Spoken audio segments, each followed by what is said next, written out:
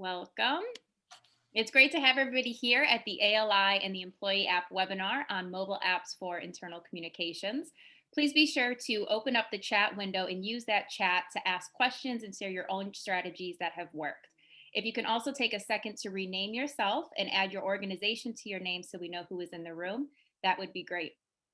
After the event, you will receive a link to a OneDrive folder. In this folder, you can access the recording of today's sessions, along with the resources mentioned to help you with your mobile strategy. You will also have contact information of your speakers so you can stay in touch and ask any follow-up questions you may have. It is now my pleasure to introduce you to the top-rated ALI speaker, also an international speaker, CEO of Synicus Communications, Angela Synicus. Well, thank you. I'm so delighted to be your MC for today. We've got a couple of great presentations coming up. But before that, you're going to have a presentation of mine. And I just want to sort of set the stage. You're going to hear some examples of case studies. You're going to hear some of the research that they did in developing the strategies they came up with, some of the behaviors they were measuring for success. So I just wanted to sort of set you up in advance of what to look for when you're going to be doing your own strategy, your own mobile strategy, or a combined multi-channel strategy. You need to really think before you even get started how it is that you're going to measure how well it's working, because you're going to have to just sort of show to management that what they've been spending money on and participating in is actually paying off. So here's what I started out doing in communication, because I'm a corporate communicator to start with, even though right now I do mostly surveys and focus group work. I thought if I was going to communicate about the company's strategy, that I was being a strategic communicator. Well, that wasn't exactly right. Just telling employees about a strategy doesn't mean that you're communicating strategically, because you're not necessarily helping achieve the strategy. What I realized as time went on is that I was missing a couple of key steps. The first one was that when you think of helping with your organization achieve some kind of business goal, you really need to step back and say, well, if that's going to happen, which groups of our employees need to actually do something differently? Otherwise, we're never going to move anywhere from where we are right now. A lot of times your leaders, when they are working with you and give you an assignment, they're just saying, oh, go tell people about this subject, or write me a speech, or do a little video for me. They don't think about the ultimate outcome of what are they hoping changes because of this communication. So we really have to start there. What is it that we want people to do differently for this strategy to work? And this is where we then have to do some research, because we have to figure out, why are these people not doing what they should be doing right now? We need to do some research that helps identify their current levels of knowledge and attitudes related to the behavior, both their current behavior and the behavior you would prefer that they were doing. I'll show you a couple of examples of how and when you can do that research. But once you do that, then you are finally ready to develop your communication strategy and all those tactics of which audiences, which messages, which channels, the timing, the budget, the responsibility, but not until you've done that pre-work to make sure that you have the right strategy that will actually make a difference. And then measurement becomes very easy, and you know that you'll have a successful result from your measurement because you knew upfront what you needed to do that would make the difference. So if we're looking at the whole sort of flow of developing a communication strategy, we have to first plan it, we develop the strategy, write all the materials, and then we finally launch it. Well, there's a couple of places where research and measurement come in. Research doesn't necessarily mean any numbers. So most of us communicators should be very comfortable with doing research, since we already do different kinds of research before we develop strategies or write any messaging. So measurement typically happens at the end. You might get a baseline when you first launch something and then measure later to see if it actually changed. But the research, I think, is really important in setting us up for success when we get to the measurement. So I'm going to show you two different times that you should be doing research. First, before you actually develop your plan. And then second, after you've developed the plan and you've started developing the materials, but before you launch them. So the pre-planning type of research, this is where you might want to do interviews, focus groups, or these days, online kinds of virtual focus groups through chat and other channels like that.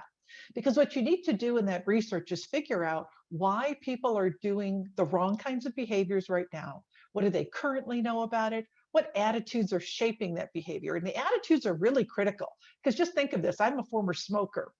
And I did not quit smoking the day I learned the knowledge that it was bad for my health. I knew that before I started. Some kind of voluntary behaviors like that have very little to do with knowledge and a lot more to do with attitude, how people want to see themselves, how they want to feel about themselves. So we really have to make sure we include that in our research and definitely include it in our messaging for our strategy. The other thing we can find out from this research is what would be the best channels for doing this kind of communication. So here's an example. When I was back in the corporate world, one of our operating units needed to do some communication about a profit sharing match that was being added to our 401k employee savings plan. Only one problem. We did not have a publicly traded company. We were a privately held company. So we never talked about profit. So how do you start talking about profit with employees who have never heard about this before?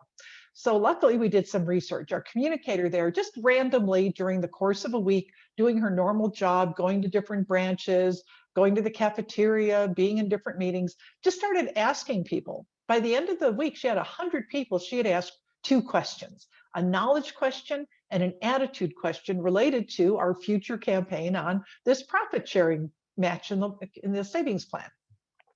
The first question she asked was the knowledge question. She said, you cannot possibly know the correct answer to this because we've never communicated it. But if you had a guess, what percentage of profit do you think we're making right now? And then the attitude question she followed up with was, well, what percentage of profit do you think we should be making? Are we at the right level where you think, or should we be at some kind of higher level?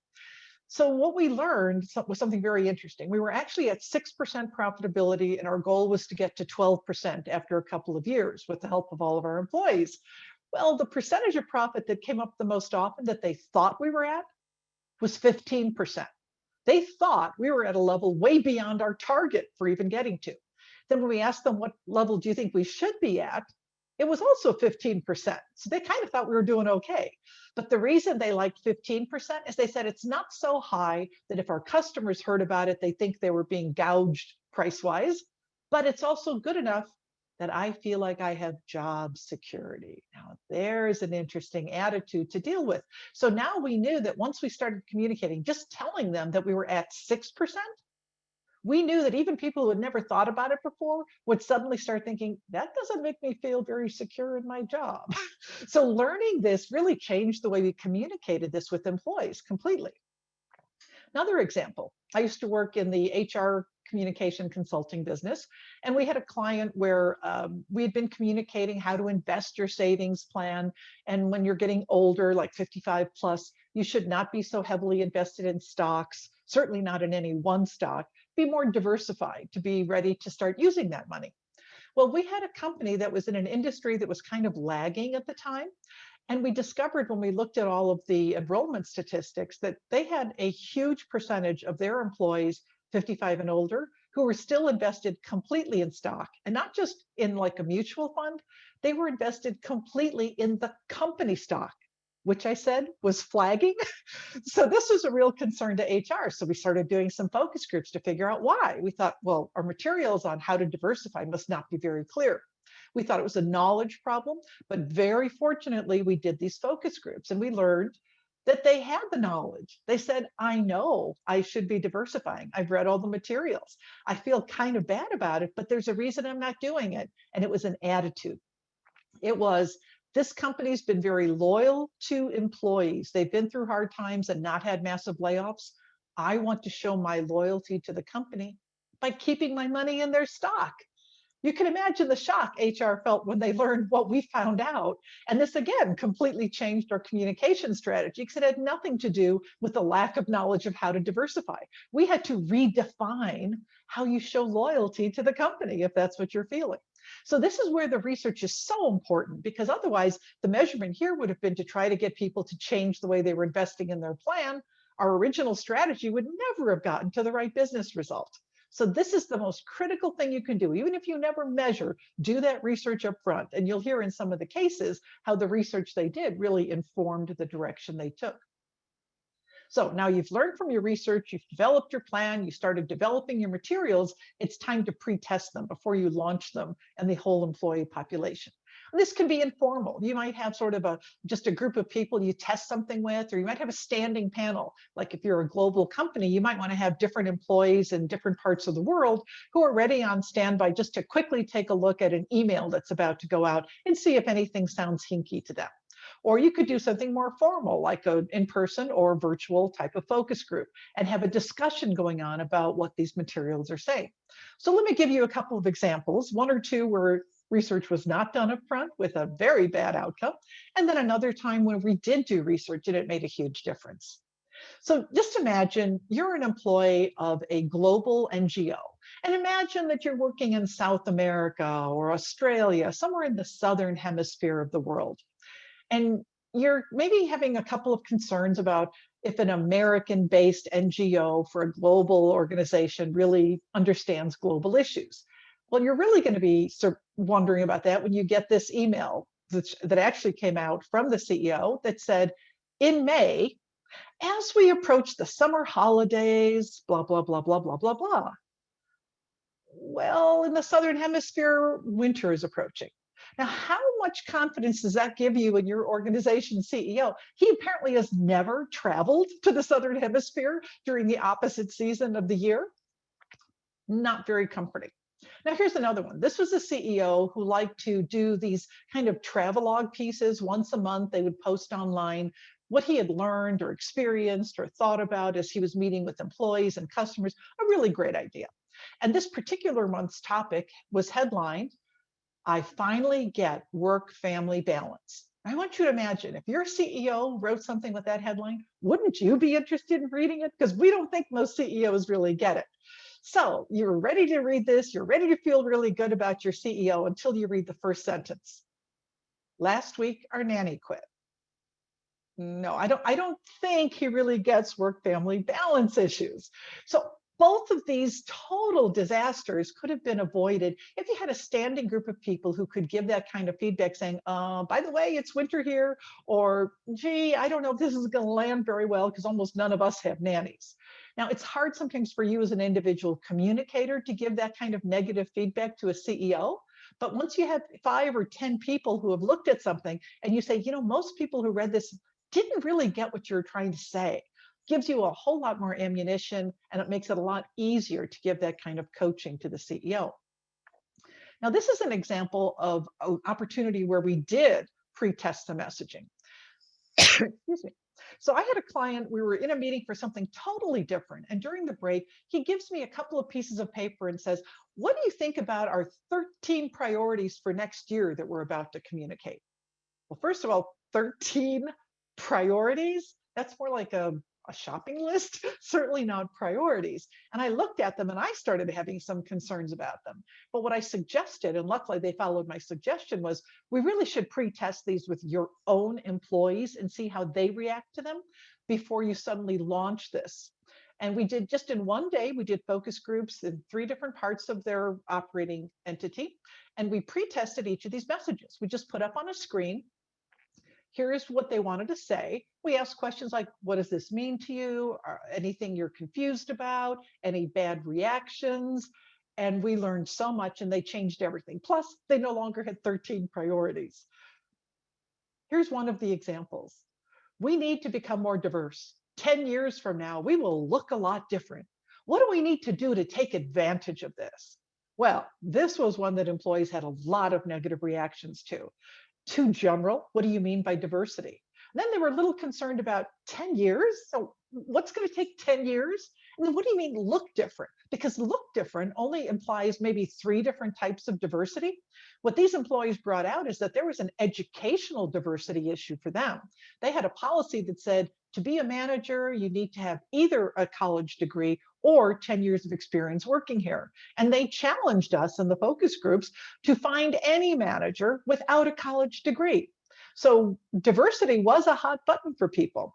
The other thing that really concerned these people, because a lot of them were in sales and customer service, they said, take advantage. these are our customers. Are you trying to take advantage of our customers? They said, what we need to do is connect this to why we're doing it. We're doing it because our customers speak 150 different languages. And when they call into the call center, we should be able to talk to them in whatever language they're most comfortable with. So they completely rewrote their whole diversity and inclusion kind of approach based on the feedback that we got. And we got the same kind of feedback on 12 other key strategic elements that they intended to do going forward. And even before we got to it, people said, oh, please tell me they're not going to send this out as a video. And in fact, they were planning on sending it out as a video. So we changed the way it was done, we changed what was being said, and all because we had that feedback from employees. So it landed very, very well. So now you've done your research, you developed your plan, you pre-tested your materials, you've launched them. What you want to do to measure success, finally get into measurement, is you can measure success in a couple of ways. You can measure if something changed over time, like before and after you launched it. But another really useful way to do it is to do pilot and control groups. You could do this on purpose, and I'll show you an example where we did, or this could happen accidentally. Here's what I mean. A lot of times you've got a brilliant campaign and you try to launch it everywhere, but in some of your locations, the local management doesn't forward that email or doesn't let employees come to meetings about this topic. So in fact, you have a pilot and control group situation where in some places they use the communications correctly and others they didn't. So all you have to do now is go back and measure the behaviors that were supposed to change because of the communication and see if they changed more in the pilot locations than they did in the control groups. And another way you could do this is with survey questions. Sometimes it's very easy. If you're trying to get people to change a behavior through a communication, you can ask one very simple survey question.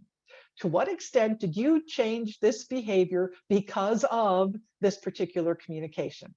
So they're the ones who changed their behavior. They should know why they did it. And that makes that a cause and effect kind of relationship. But sometimes all we can get to is correlations. And I'll give you an example of that.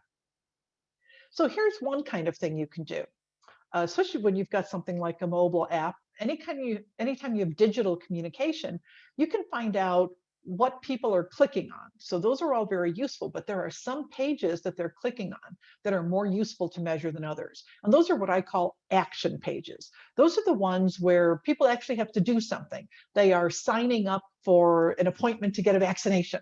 They are they're donating money. They're doing something that you want them to do, and that web page is actually capturing the behavior, not just the information they're reading to do the behavior.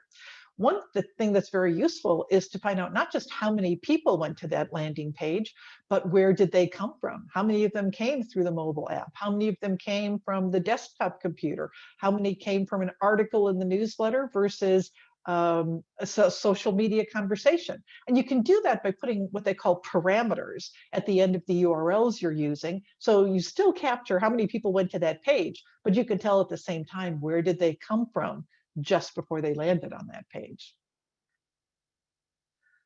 Here's an example of our pilot study that we did when I was back in the corporate world. This is the same communicator who found out the knowledge and attitudes about the profit sharing plan that we were about to communicate. We had a company that had a lot of vehicles and a lot of vehicle accidents, different types of vehicles, different types of employees driving for different reasons. But she thought that they could do a better job with safety communication than just posters on the wall. But she wanted to prove that it made a difference. So we had 7 branches. And instead of just launching this new approach in all of them, she got 3 of them to do the pilot and 3 of them just to do what they normally would have been doing. And this worked really, really well. In the 3 branches where she did the safety communication, accidents went down, and they really did not go down in the control group locations. But in the pilot groups, by the way, when you're setting up pilots, you have to make sure they start out looking like similar groups. The average accident rate was the same for the pilot groups and the control groups to start with. But by the time she was done, accidents went down so much in the pilot group that our vehicle insurance premium went down $1 million, which got the CEO's attention right quick. So we were able to prove a return on investment, a real return on investment calculation based on the behavior change of reducing different accidents, because behavior changes have a financial value. More knowledge, better attitudes, they don't. but changing a behavior typically has a financial impact. So that was a purposeful pilot. Now, let me give you an example of an accidental pilot. One of the things that we were doing for one client was we measured a lot of different aspects of communication, but one of them was how well informed are people on different topics. So this topic was how well informed they were about the company strategy. So there's a lot of numbers on here, but look right in the middle. There's a 64%. On average, 64% of employees at this company felt well or very well informed about the company strategy. They had 13 different regional units, and that's what all these numbers are. They represent each of those 13 units. So if you look to the far left, Unit 1 by far was the most informed. 74% of their employees felt well informed, whereas at the opposite end in Area 12, only 55% felt well informed. So you're typically going to see this. There's highs and lows, and most people bunching in the middle. That's what they call the bell curve. So that's just interesting, but it gets fascinating when you compare these survey results with something else of a business nature that is also measured by these 13 units. Money. They could measure revenue. The only thing about measuring revenue for these units is that some were bigger, some were smaller. So instead we went for profit percentage. And what we found, what a coincidence, was that the group that had the best understanding of the strategy was also by far the most profitable. Coincidence, right? Well, we had a second coincidence. Down at the other end here, these three areas that were the least well informed on strategy were also in the bottom 5 of profitability. So when you have a double correlation, a double coincidence, we call it a correlation. It doesn't prove cause and effect. But if you're trying to improve profitability for those 3 areas on the right, I think you should consider improving their understanding of strategy as a starting point. It's not going to cost you much, and it really could make the big difference.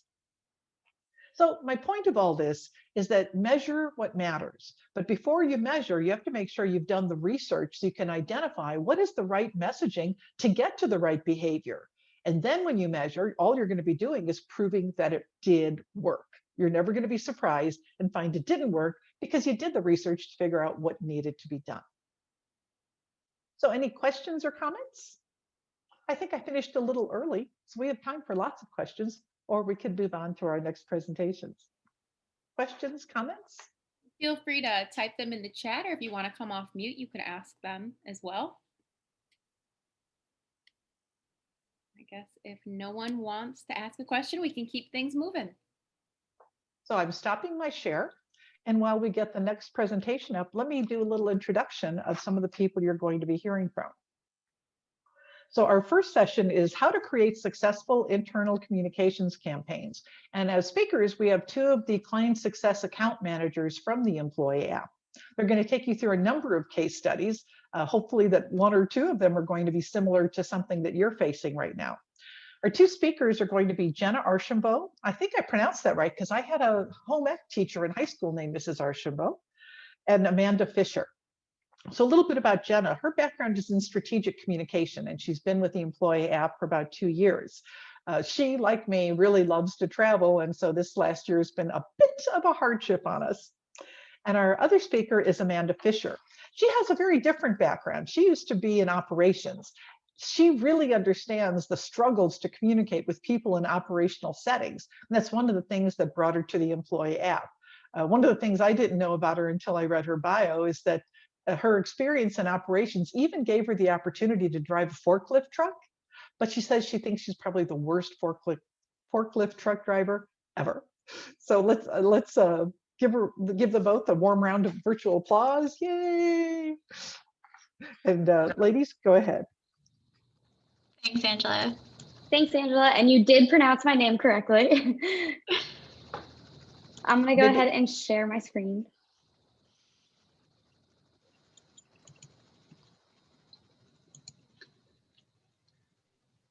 And before I start, I just want to make sure everyone is able to see the presentation that we have up here. Looks good. Great. Okay. So as Angela mentioned, Amanda and I will be focusing on how to create successful internal communications campaigns today. We have a number of examples from clients that we currently have that we'd like to share with you. So again, just to introduce ourselves, my name is Jenna Arshamba. I'm a client success account manager. I have been working in communications for about 4 years now. My first 2 years were spent as a travel publicist, working with a number of travel clients over the travel sphere. My biggest takeaway from working in PR was how much I loved communications and the importance of communications. But I really liked working with clients as well, which is what led me to the employee app. I've been a client success account manager for 2 years now. And I really enjoy working with a variety of different clients and helping them maintain their strategic communications campaigns. And Amanda? Cool. Yeah, thanks, Jenna. So thanks, Angela, for the wonderful, warm welcome and introduction. So yeah, I also am a client success account manager alongside Jenna at the Employee app. My background, as mentioned, is actually heavily in supply chain, trucking, logistics, and manufacturing. So that kind of gives me a lot of background for the kind of clients that we are working with on a regular basis at the Employee app. So in that background, I really got to represent the voice of the frontline workers, essential workers, and that gave me kind of a lot of the background and knowledge needed to kind of come into the communications space from that focus, from a top-down communications focus. Great. So the first case study we want to talk about today is from Polyconcept North America. We actually got in touch with Polyconcept from an ALI conference in 2019. So our client Jody was actually in the seat of many of you today. And their main goal for wanting to sign on with the Employee app was to communicate with their dispersed workforce. They really experienced that at the start of COVID-19. So they had signed on with us just at the end of 2019. Basically at the beginning of 2020, we were working on their launch, and just as they were getting ready to launch, COVID-19 hit. So they understood the need for transparent communication, especially through leadership at the start of COVID-19. They decided they needed to launch, they needed to get that communication out. They also furloughed a lot of employees at the start of the pandemic as well. So that need for really transparent communication from leadership was really, really sought after by their employees. Their first way of doing this was via a weekly video update from their CEO that was posted directly to the app. It was very informal. It was a selfie style video. Oftentimes their CEO was in sweatpants. And he really just was very transparent, shared the reality of what was going on with the business, the things that they were struggling with, the things that they saw were good, and what the future was going to look like for them. From those weekly video updates, they received hundreds of comments. The first one, I think, had over 150 comments on it. And this was, again, as they were launching. So they're adding employees to the app, and these people are commenting on the app.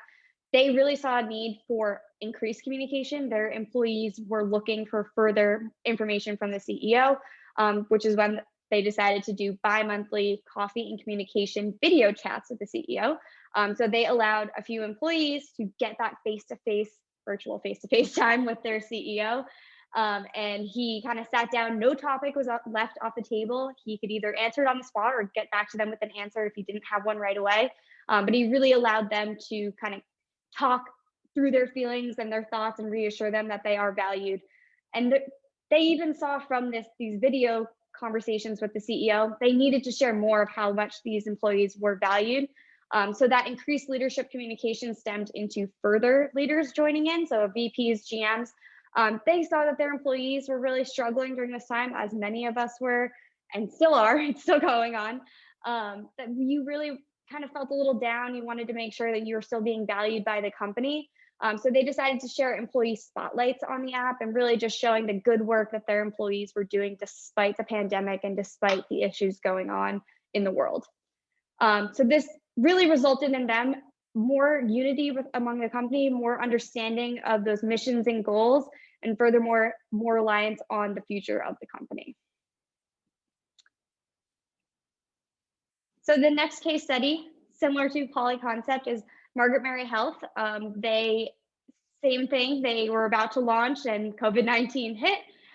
They really needed to find a way to communicate with their employees quickly, but because they are a healthcare organization, their need for communicating was even more apparent. They were really nervous about their employees getting false information. Obviously, we know at the start of COVID-19, there was a ton of information that came out, and we weren't sure who to listen to, who not to. And as healthcare workers, they are the most crucial. They still are. They were at the time. They still are. They're the most crucial people. They really needed to have the most accurate information. So launching during this pandemic was really helpful to them. And as you can see, it shows they received a 96% adoption. Their first week, their adoption rose up to 80%. They're at 96 now. Their employees wanted that information and they wanted it quickly. That information sharing throughout all of COVID-19, they were constantly updating the app with different real-time numbers, number of patients that are in the ICU, the number of patients that are on ventilators, things like that. They even decided to continue to use the app for their communications around the COVID-19 vaccine. As we all know, the vaccine, more information about the vaccine started to roll out the end of 2020.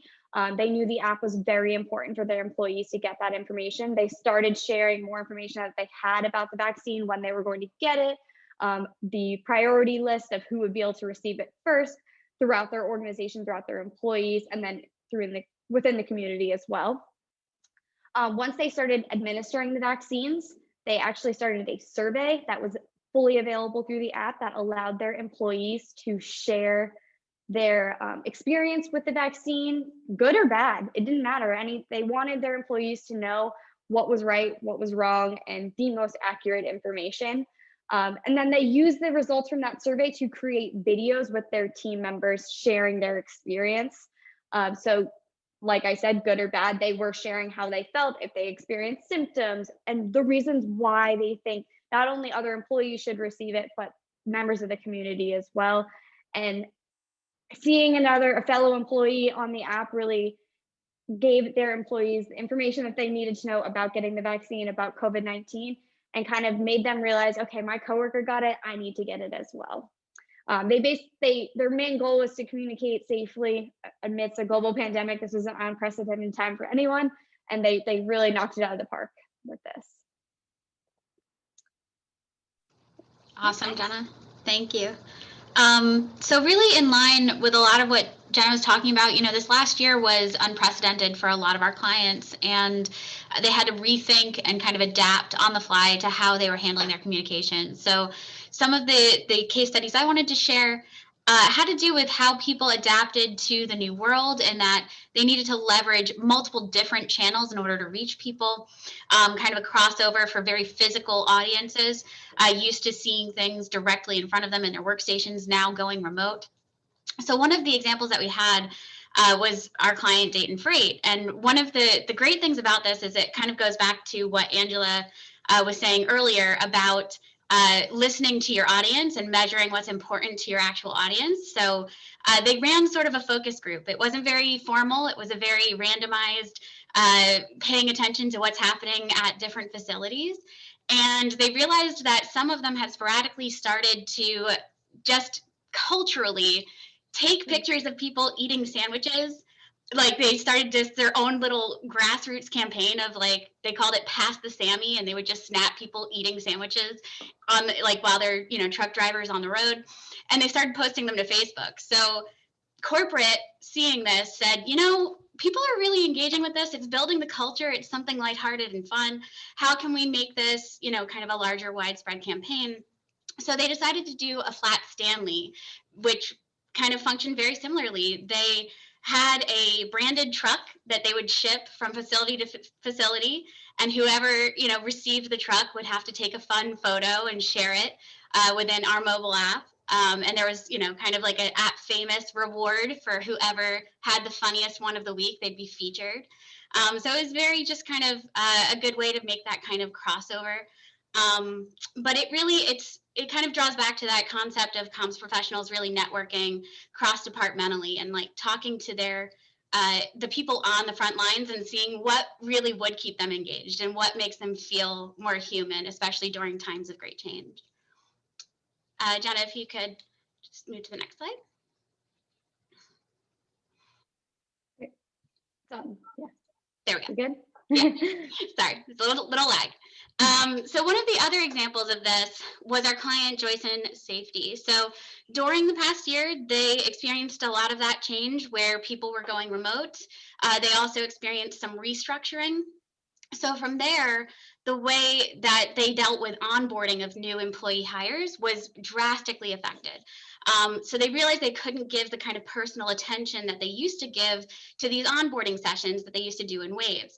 Now, the way that they dealt with it was very creative. They created this robot character of Jane. So Jane is an acronym for Joyson Safety Systems Network Enterprise. It's very clever. It looks like a robot. It's a safety testing robot that all the employees are familiar with seeing in their actual workspace. And Jane now lives on all of the materials. Jane lives on the handbook. Jane lives on their employee FAQs, on bulletin boards and posters. But also Jane is this character that they created and used on the app, who went through the entire onboarding process, and visibly you got to see how things went from the moment that Jane got the job all the way through her first day and what the first day was like. And then Jane answers questions for employees. So it gives this kind of illusion and feeling of like personal interaction, but meanwhile, Jane is being managed by a team of HR professionals who can help. So it kind of gave this a little bit back to employees from what they used to experience or what they used to be able to provide at that on-site onboarding process, but really just kind of enabling your comms professionals to handle this in a group manner without that phase. And it was a very cheap campaign, honestly. It was something where they paid a graphic designer to put Jane together with a bunch of photos, just like a few hours worth of work. And then the comms professional in charge of our app took those images and would arrange them however she wanted to in PowerPoint. So it was not very sophisticated at all, but hugely successful. There we go. Thank you, Jenna. And then the last thing is Denso. So again, one of those things that really changed in the last year, or really came up a lot in the last year, was diversity and inclusion. So our client Denso, really seeing the need to address at a corporate level, as many companies did, the Black Lives Matter movement, amongst other diversity and inclusion initiatives. Really, we're looking for how is the best way to tackle this particular problem within their plants as a large distributed organization. And what they did was they built employee resource groups at a corporate level that were there to listen and to take feedback and to bring that to leadership team and their executive team in order to make changes that were widespread. Well, what they found, and this really does go back to listening to your audiences, is that no one wanted to report these issues at their local sites. So even though they were sending their HR professionals, their comms people out, with all this diversity and inclusion methods, they were even having their department heads read off of paper messages from the CEO about this topic. It really wasn't resonating with people. So when they took this, they opened up the app. The concept was they opened up the app to comments. And now we see a lot of people be very averse to that kind of engagement from their employees, particularly on larger platforms. If you think about Facebook or Twitter or anything like that, there's a lot of concern about people voicing negative opinions.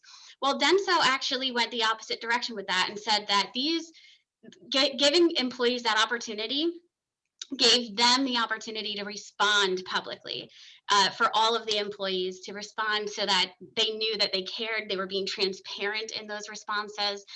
Those things that were maybe more delicate, they were able to take offline.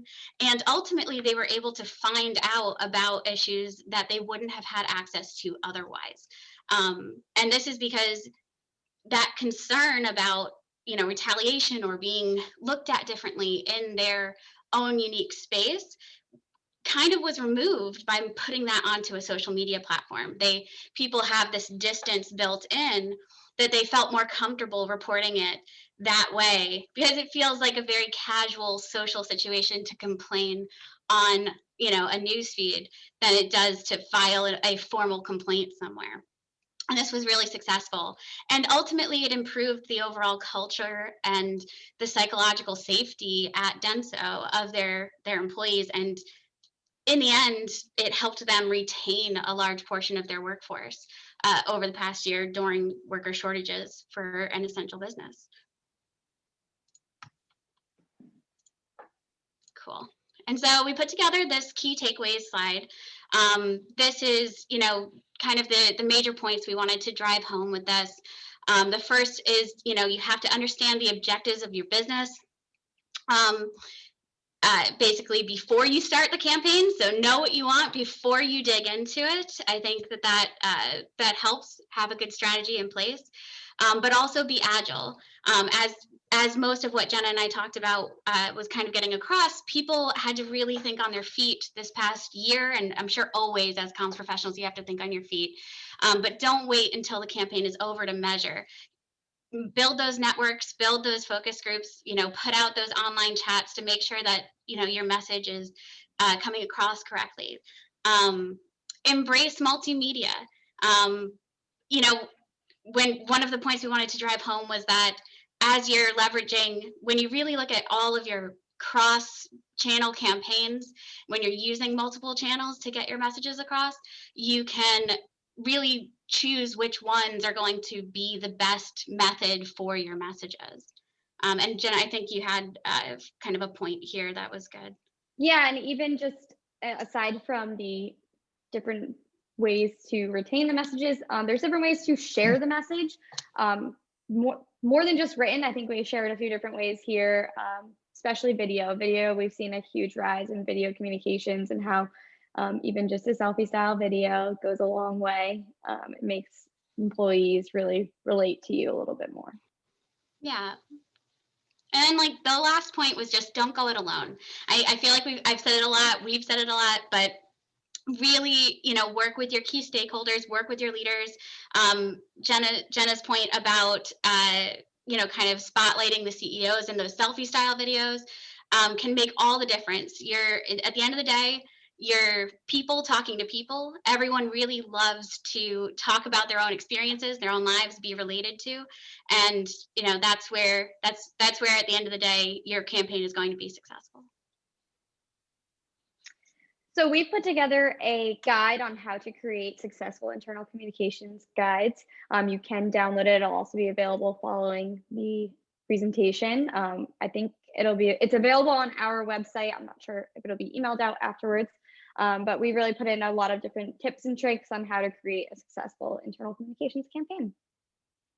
Well, thank you so much. Just to reiterate what's already been said in the chat, in case you're not following the chat, all of these presentations will be available afterwards. So you'll be able to download them, including this one. Now, we had a question, Jenna, for the very first case that you presented on polyconcepts. One of the questions was, with those different leadership meetings and with employees that you had, did they have to do those meetings through the app, or were they able to access it through multiple different channels, the app, their desktop computers, if they were at a desk? How did that work? Yeah, so the actual video chats weren't available via the app. The weekly updates were only available throughout the app. So those videos from the CEO were only shown through the app. They had to have the app in order to access it. They would also share email communications, but in order to see your CEO's face, you had to have the app in order to do so. But the video, like the Skype calls, things like that, that was not through the app. They did that on the side. Okay. And then we have kind of a bigger issue that probably is something that both of you and maybe other people can address as well. And that's, how do you make sure that apps like this are secure? Because if you're trying to make it easy to download, easy to install, but then is there security built in there? Yeah, because sometimes if you have something very secure, it's very complicated to get it downloaded. Yes, so our app requires an authentication process in order to register and log in on the app.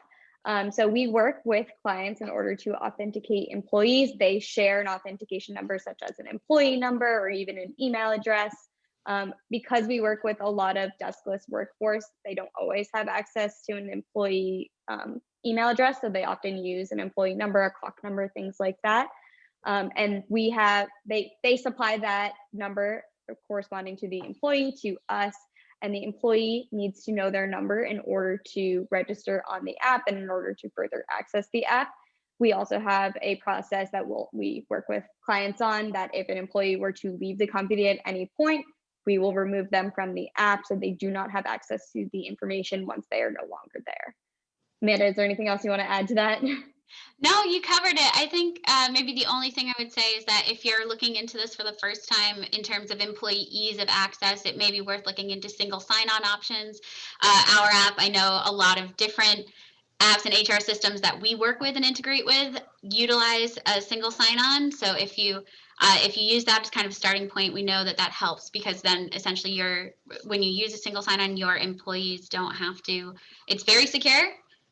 Ultimately the most secure, and then your employees don't have to remember their credentials for absolutely everything. It's kind of one for all.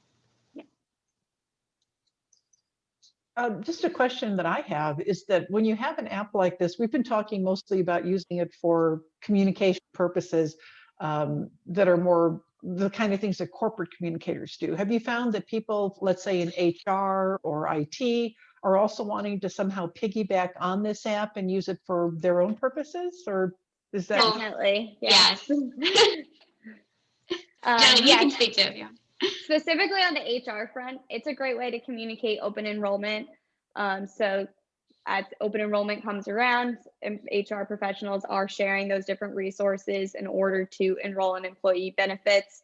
They're also sharing safety updates, policies, different items that employees need in order to do their job or to better access that information. So as you can imagine, a lot of the employees that use our app are deskless workers.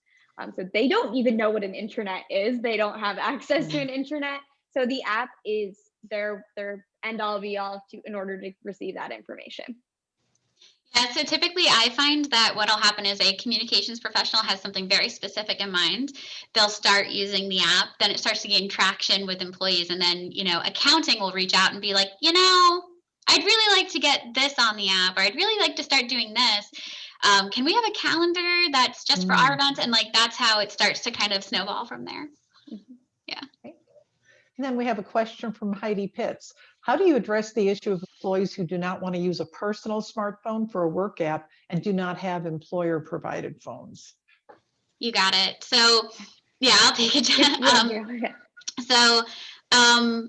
Totally common question.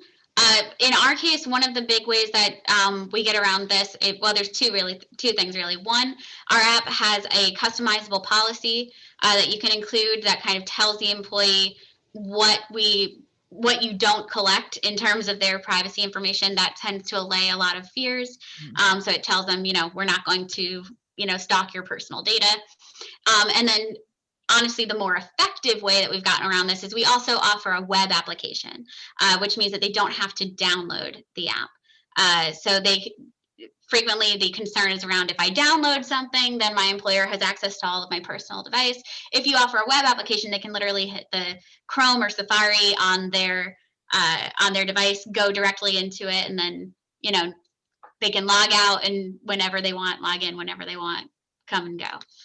And just to add to that, many of our clients also, especially manufacturing, have kiosks that are available on the floor that oftentimes the first page that they open up is the web app. So it allows employees to, if they don't want it on their personal device, they don't want to access it on their personal computer, they can see it when they're off the shop floor.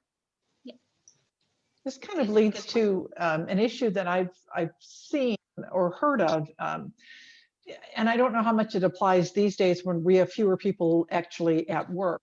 But when you have people who are typically eligible for overtime, whether they're direct labor or something like that, do you ever have issues with HR or industrial relations or something where they say, well, wait a minute, when are people supposed to use this app? Because if they're using it at home, then they're going to say they should be paid for it. Or if they're using it during their break, they really shouldn't be, because that's not supposed to be work time, that's supposed to be break time. How do you deal with some of these union kind of related issues and legal issues? Yeah, so in a lot of ways, it's the same kind of content governance that you have on any other platform. So you wouldn't want to post something exclusively to the app that an employee needs to do their job. So essentially, if you have something that is required to do their job, it must be posted on multiple different channels for them to have access to at any point. That being said, additionally, a lot of our clients, to kind of address that concern, do put that into that customizable policy to cover themselves and say, this isn't work related. This is, an optional piece for you to participate in or to not participate in. It offers you these benefits, but you are not by any means required to do this as part of your job. And therefore, there's no compensatory time, as you say. Yeah. And that's that app policy that Amanda had mentioned before is often used to let employees know that they are not being compensated for their time spent on the app. Yeah. Yeah, and that's a kind of a moot point almost these days with clerical type workers who are not supervisory or managerial, but they're working from home. So what's work time and what's home time these days is, anyone's guess, really hard to keep track of. But I was thinking more of like in the manufacturing facilities where they're still physically there. Yeah, we do. Oh, go ahead. Yeah, and I was going to say, we do have a lot of clients in the manufacturing space who do use the app for unions as well as their non-unions, right? Because every facility is different. So part of the benefit of the app is really about targeted communication. So you can segment what appears from a communication standpoint, like from a content standpoint, for your union people separate from your non-union folks. Okay, I think we have time for one more question before we get into our last presentation. And this is from Robert Cornett. How do you price your app? And I'm sure it's a complicated thing. There's many different ifs, ands, and buts, but if you could maybe describe how the pricing would be calculated. So it's a combination of licenses, so like as you would consider licenses, and what we call app profiles, which is really like a branding instance of the app. So it's a tiered pricing system. It'll be based on your organization size. It'll be based on how you want to organize the app, how many app buttons, so it's quite a customizable plan and contract that comes together. But if you're interested, please let us know. We'll have someone reach out to you. And we also have one of our sales representatives, Greg, who will be on the last session of today's conference.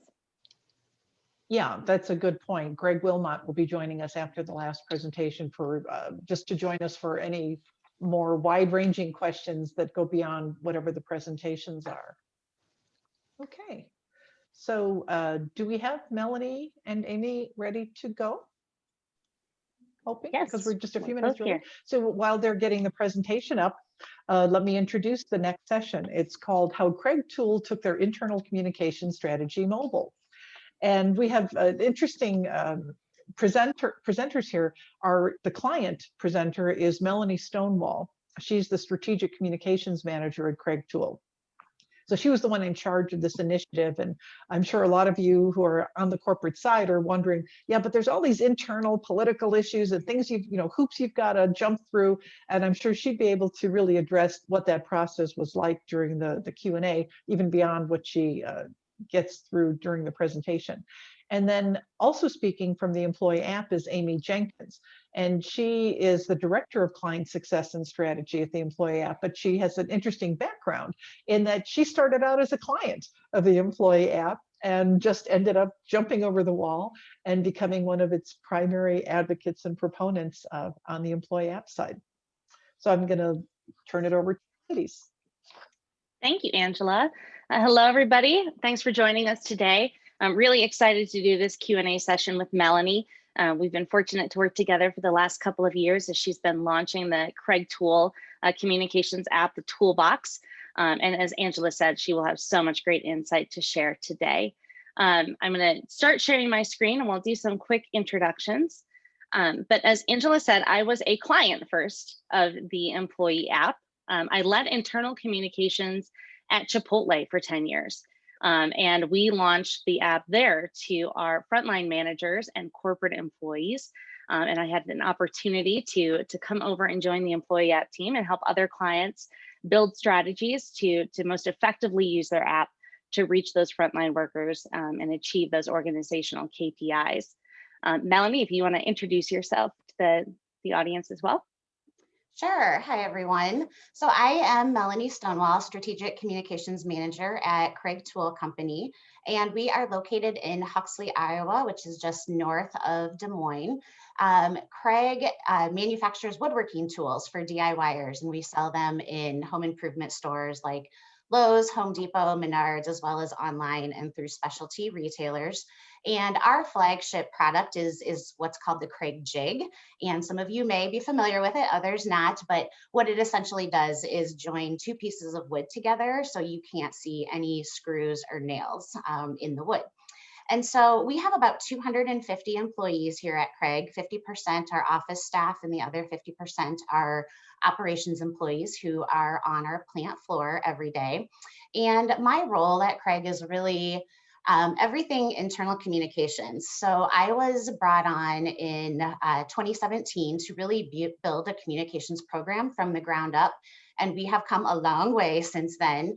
But I manage our internal communications, media relations, special event planning. I also participate in our community relations and then educating employees about our employee stock ownership plan that we have here at Craig. Excellent. Thanks so much, Melanie. I want to make sure, is everyone seeing the display side of the screen, or are you seeing the side that has all of the times and the notes? It was coming up a little funny for me. We are seeing the times and the notes with the next one. So if you want to switch them. Yeah, let's try to do that. I'm going to stop sharing for just a second while we switch that over. Sorry, everybody.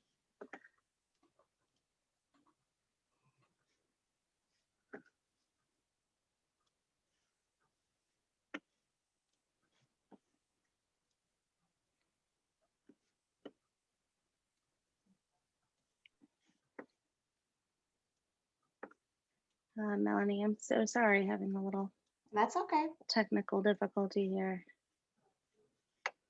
All right, I think we're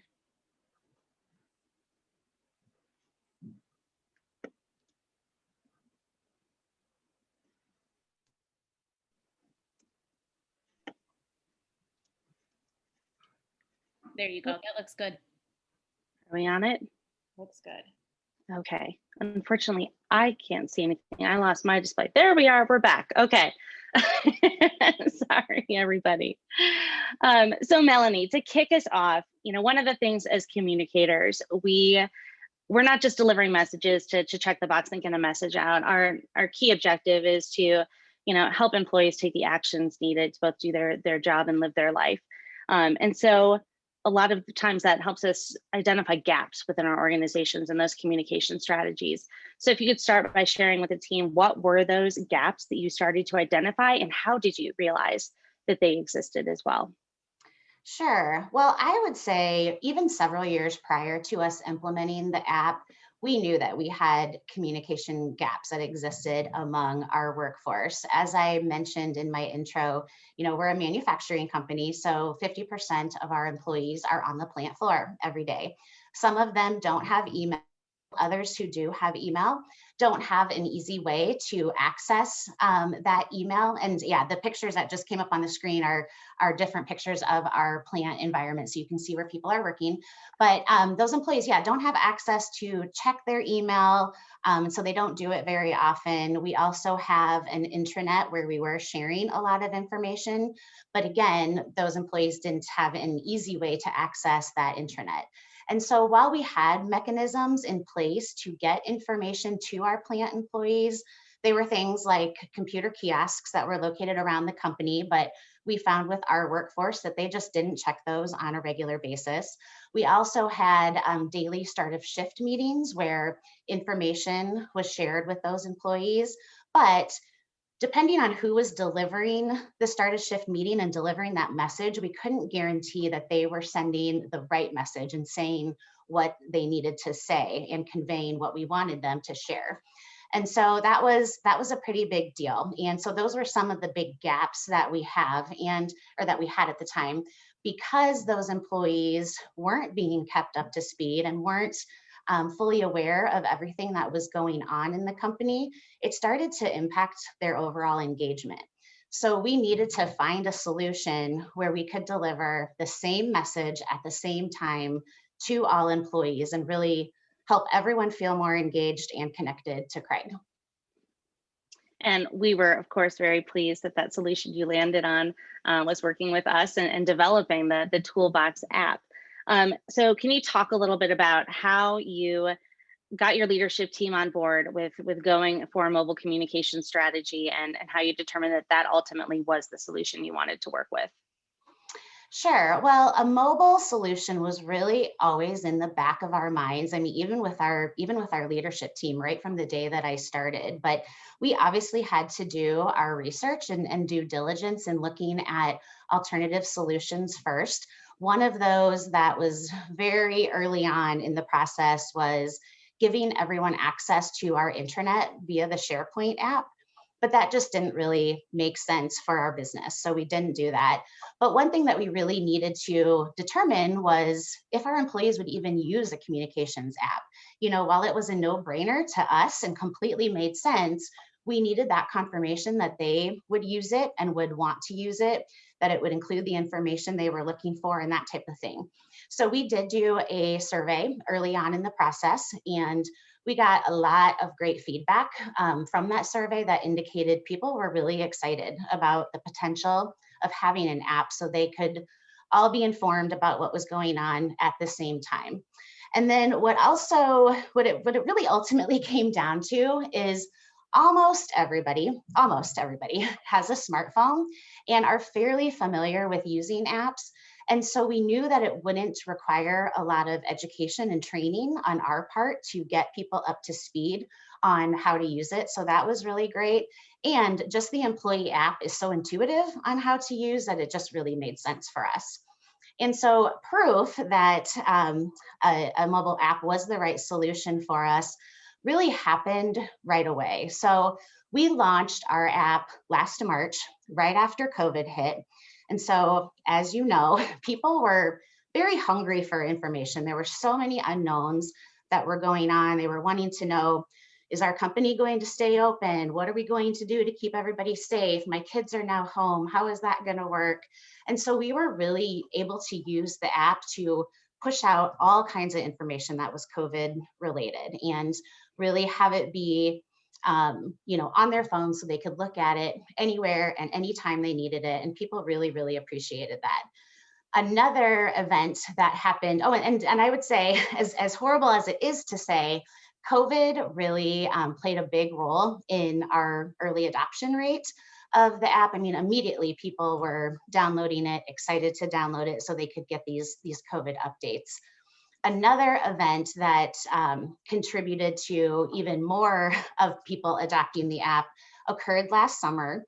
And some of you may have heard of this or maybe even experienced it, but we had what was called a derecho come through the Midwest. And really what that was a hurricane that swept through the middle of the country. So it was quite crazy. Our facility experienced a ton of damage. Our power was knocked out. So we didn't have power for 2 to 3 days, which meant we had to shut down our operations. And we were able to use the app to get all those communications out to people, to keep them up to speed on what was going on, when they could come back to work, cleanup efforts were needed, all of those types of things. And so that really helped with getting those updates out. And kind of a funny story, maybe not so funny, but to show how people were using the app during the derecho. At one point, one morning, we had said that we would share more information at 2 p.m. that day. Well, 2 p.m. came, we were still finalizing our communications and getting final approvals. And we had, it was 2:05 and people were starting to comment, hey, you said an update would be provided at 2, it's now 2:05, where's our information? So that really proved that people were using the app and wanting that information. Those are such great examples of, creating content that created a sense of urgency for employees to access it via their mobile device. So some of the questions that we had in the last section that were, how do I get people to log into a personal phone and start potentially using that for work? Well, it's showing the what's in it for me, being able to get that type of information immediately and not have to wait for 3 different supervisors to call me and let me know that the plant's closed down for the day. So like you said, we don't necessarily want to talk about how crisis comes drives, engagement with our content. But in this instance, it really did help you show the value of having communication at your fingertips for all employees. Another really successful campaign that you drove has been with executive leadership. And Jenna and Amanda spoke to this earlier, how that really helped a lot of our clients get through the pandemic this last year. But we've certainly seen it within your app and your ability to engage your leaders in numerous different ways. I'd love for you to speak to how you were able to do that, because that seems like such a hard thing for so many communicators to get their leadership team to get involved, and you've been able to achieve it. Yeah, so we have learned that our executives, especially our CEO, has really enjoyed being able to communicate via video messages on the app. And prior to the app, we just didn't really do that a lot because we didn't have an easy way to record the videos, get them posted, and get them out so all employees could easily see them. But once we figured out how to easily do that with the app and how for them to share the videos so I could post them, or however, we worked through that, it really became a preferred method of communication for them. And our employees really have enjoyed watching those videos and seeing that personal touch from the executives that they may not interact with very often, throughout the weeks or months. And they really enjoyed seeing how real the executives are. And we found that those videos actually get the most likes out of most of the content that we post on the app. And we can tell that employees are watching the video more than once just because of the number of views that they're getting. And so that's really positive for us. Another benefit of these videos and why they've been so important and beneficial to us is through COVID. And, like all of you, we haven't been able to gather all of our employees together for company meetings and to provide updates at the same time like we used to. And so now with the app, our leaders can record videos, post them out there, and then employees can watch those whenever and wherever they want and get those updates that they were used to receiving. And another great benefit about these videos is that they don't have to be overly produced, and that's okay. Our employees really have found them to be more authentic. Just seeing the CEO sitting at his desk, in his office by himself, recording a video, they really, really enjoy that. And lastly, obviously recording them yourselves is much more budget friendly too. So that's always a good thing. Absolutely. Budget friendly, and you can do it at any time, right? You're not planning a big production studio that you have to either rent out or clean out a space within the office, or at this time in somebody's home. You can literally, when they feel the need to get a message out there, they call you up, they say, Melanie, I shot a video, let's put it out through the app, or they can even do that themselves. So it can be that real-time communication too. Yep, absolutely. And we are also playing around with having some more leaders and even other just employees become individual contributors on the app. And so just giving them the ability to post directly from their phone, so it shows that it's coming directly from them. And it's been a work in progress getting them to remember that they can do that. But when they have done it, it's been really well received. That's fantastic. We're heading into a new year now. So 2021 is kicked off. And I'm sure because you drove such amazing adoption within the first year of having the app, you're able to shift a lot of those goals toward content engagement and even activation of your employees through better access to information. So would love for you to share what some of your goals are heading into this new year, and how you're planning on better reaching those frontline employees. Yeah, well, in December, we actually did a survey that was specific just to the app, really to see how employees felt about it, if they liked it, if they were using it, what they didn't like, if there was any other types of content that they wanted to see on the app. And we got a really great response from that. One thing that we put out there as an idea was doing a podcast and trying to find out if people were interested in a podcast and if they would listen to it. And so asked several questions about that, and the response was great. I mean, people were really interested in it, especially our operations team who are on the floor, they do get to have their phones with them out there. So while they're doing their job, they can listen to this podcast and become updated on different things going on in the company versus having to read them, which they obviously can't do while they're working. So that's one thing that I'm going to be looking into a little bit more this year about doing that. And if we find it makes sense, then we'll hopefully get that implemented by the end of the year.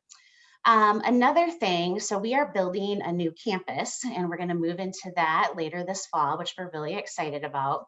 And we have been using the app for quite a while now to share progress photos and just different articles and fun things to really build excitement about the new campus and make sure people are kind of kept up to speed with what's going on.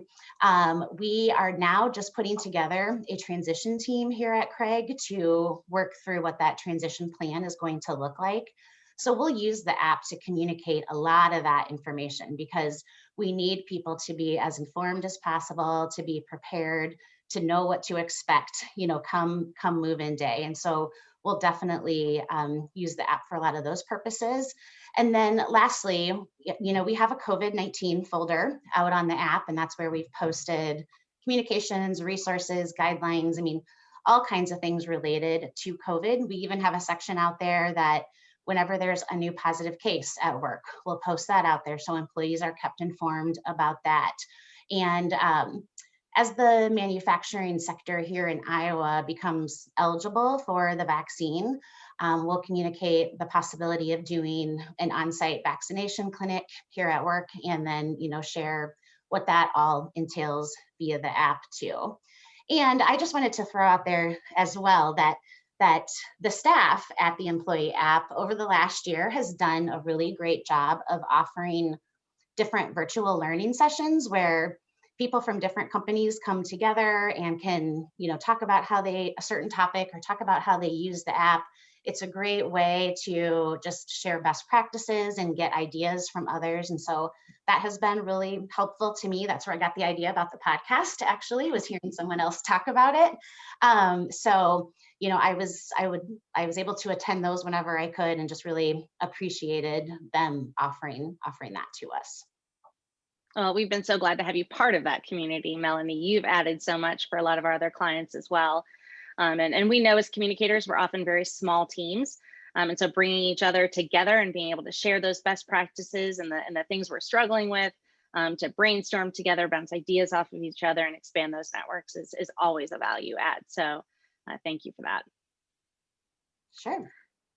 All right, and I think we have some time for questions if we've had any come through. Yeah, we actually do have one, but before we start with the questions and give more people time to write questions in the chat, one of the things that really struck me was early on in your presentation when you talked about the inadequacies maybe of the shift beginning meetings, of leaders conducting them. That's true not only in factory settings, but we all know that kind of cascading information doesn't work very well. But mostly what we think about, what you mentioned, that sometimes they just don't communicate it, or they don't communicate some messages, or they do communicate them, but they put their own twist on it, which really messes it up. But the real reason that cascading does not work is that as soon as you have that first meeting, all those people who had the meeting start telling everyone they know what they heard if it's something interesting that's new. So most employees are hearing about it as a rumor. This could be people at other facilities, people on other shifts. And so if you have a cascading information process, I can guarantee you have a bigger rumor problem than companies that don't. So by able to have that sending out the same information to everyone at the same time is so useful, because then they can ask their supervisors about it and they can have a conversation about it during that meeting, but they're not having that information withheld from them. So I think that's a great solution to the whole cascading problem. So yeah. Oh, I was just going to say, it was really interesting. I would attend some of those start of shift meetings just to observe and hear what was being said. And yeah, there were times that they did a great job, and we would submit the content to appear on the slides. And so we try to make that as detailed as possible, but there were times that, yeah, they would really mess up the information and it wouldn't make sense. And it just made me cringe. Yeah, or the worst thing is they go, I don't think that's relevant for our people. I don't need to tell them that. And so Yes. Then they start hearing about that from other people. Say, well, why didn't you tell us about that? Because they don't often know what really is relevant to their people. Absolutely. So we have a question from Michelle Urquhart. Has the app replaced other channels or is it additional? Because ideally they are looking at being able to personalize their content based on people's role and the business area they're in, because it's about a 4,000 person company or so. So they want this to integrate with their existing tools like the intranet and potentially Yammer in the long term. So how do you do that? Is it integrated or is it standalone, or what are some of the issues there? Yeah, so I would say that the app is our primary communications method for all employees, but we still use our intranet because the intranet, especially for office people, you know, when they're on their computers all day and they go to look up something on the internet, the intranet opens, and so we'll still post messages out there. So it's just another way that they can see them if you know they miss them on the app or whatever reason. And we will still use email as well, but that's very few and far between. You know, we've had a challenge with trying to not convince people, but I guess it's more remind people that the app is a better way to go than email, because they immediately think, okay, we need an email sent out about this. And so I'm constantly reminding, well, just remember that the app will reach more of our employees than sending an email will. Now, for really, really important messages, we'll post it on all of those channels. So we'll do the app, the intranet, and send it out via email just to make sure that as many people as possible are seeing that message. And we still do have the Start a Shift meetings. They're not daily, they're only twice a week now. And so, you know, we will remind supervisors of certain things that they need to communicate there too, but we're knowing that their people are seeing the information on the app first. Okay. This is kind of related. Does your app have a built-in document library or content management system that allows for the creation of static content that's searchable? Or you mentioned that yours does let people go to the intranet, but does the app itself, and maybe this is a question more for the employee app, does the software allow for something like static documents to be stored on it? Well, I wouldn't say static documents. We have PDFs and things that are posted out there for, you know, for different employee policies and things like that. But if those change, we need to update it with a new version. So people can get to our intranet through the app. But again, not all employees have access to log in to the intranet. And so we have tried to put all of the documents that any employee might need to access on the app versus sending them to our intranet because they may not be able to get there. And I can add to that a little bit, Angela. So within the app, you have a news feed, which is what typically an employee opens up into. And that's more of a Facebook style, you know, pictures and captions and, you know, attention grabbing information that then links to a piece of content. And the content actually lives within what's called our Explore tab. And that can be a document repository. So you can have a lot of those PDFs that live within folders. If we use COVID-19 as an example, your weekly updates would be filed away within your COVID-19 folder in that Explore tab. So that employees could very quickly click on that folder and have access to all those pieces of content and the most updated information. So different clients use it in different ways. But if your goal is to have that be a place where is an easy access point for PDFs and documents, the app can absolutely do that. Okay. And then one more question for the two of you before we open it up to broader questions and bring Greg Wilmot on board. What is your level of adoption among your deskless, your production workers? You said it's really high, but sort of, do you know like what kind of percentage it is? Because the question asker, who I can't see her full name, but Ann S., she's saying that they've got different plans, and in some plans the adoption is a lot higher than it is in others. And so what do you think makes the difference if you've seen something like that in different facilities? Well, I'll just speak on Craig's behalf. We are all in one location, so we don't have multiple locations. But with the breakdown, I mean, 100% of our office staff are on the app, which that's to be expected. And overall, we've had, I think we're at 89%. I would need to double check that, but 89% adoption overall. And so really, we have about 25 people who are in our operations team that have not downloaded the app yet. So that's kind of the breakdown with our team. However, I will say, we recently got a new VP of operations, and he's very big into engagement. And so that is going to be something that he's really pushing for, is getting the rest of the operations team on the app this year. We'll see if that happens, but I like his enthusiasm and his goal. Yes. All right.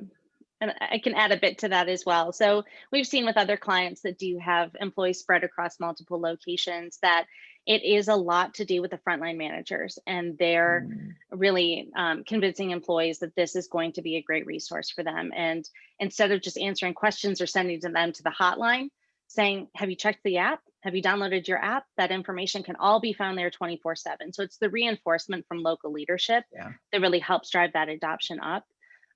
As well as showing results. So as a communications team, if you're able to look at a certain plant that has really high adoption and say, well, their KPIs are all higher too. They have lower turnover.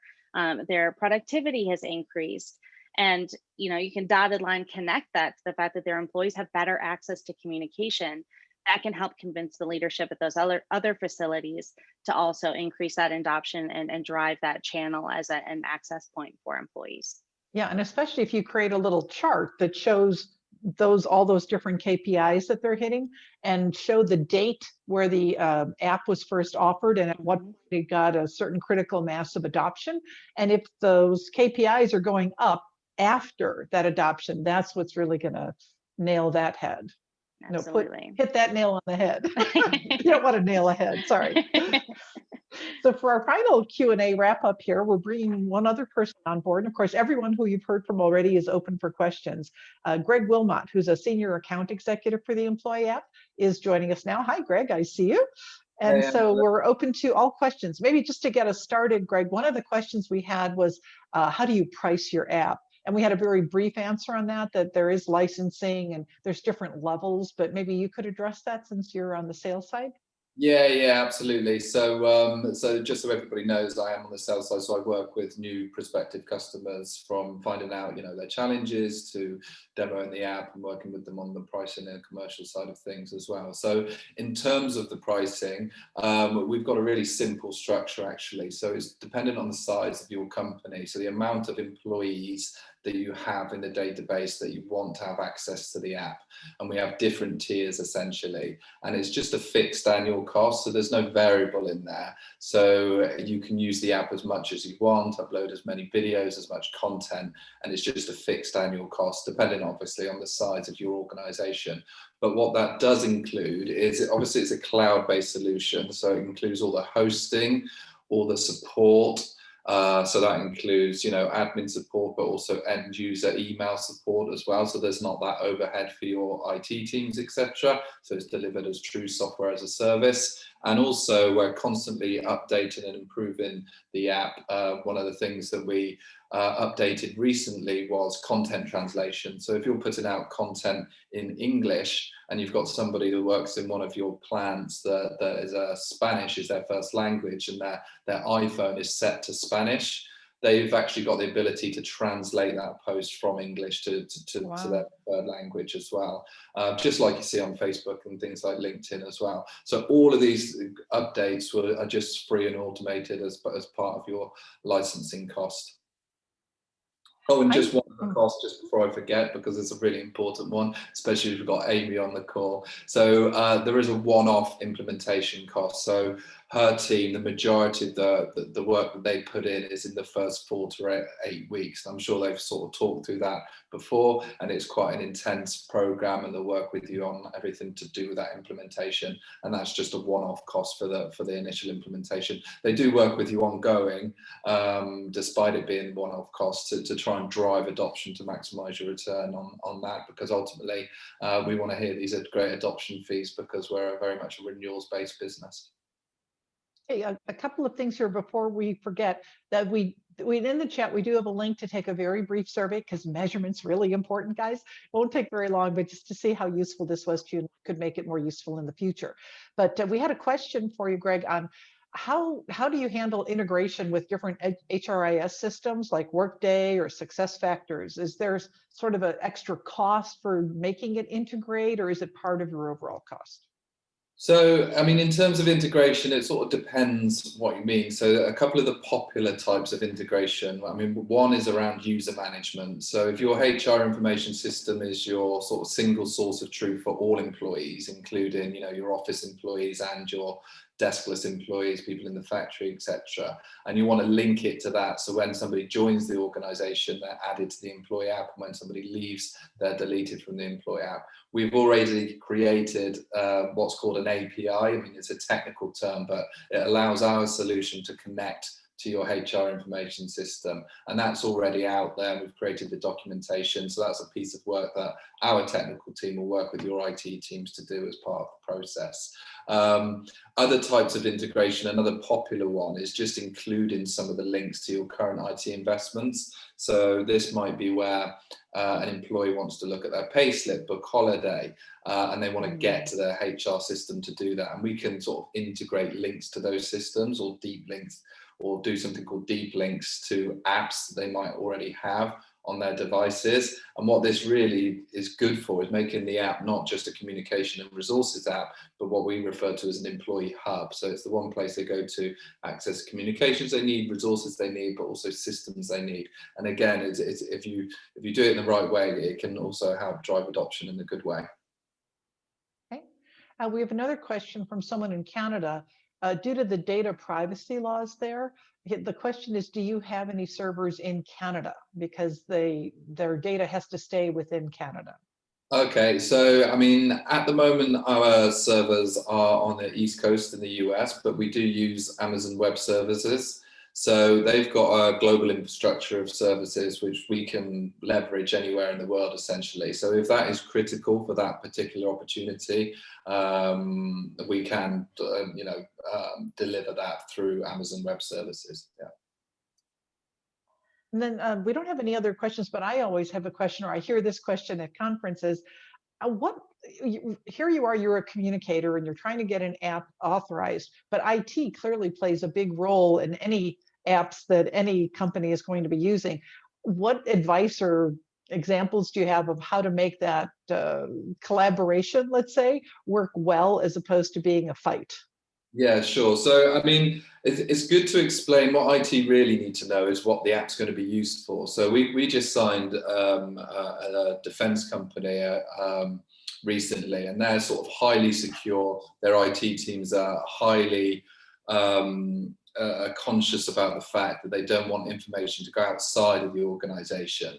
So we had, and they were willing to pay significant amounts to add this extra security layer through Amazon Web Services before we actually delivered the app. And we needed to do a bunch of other stuff.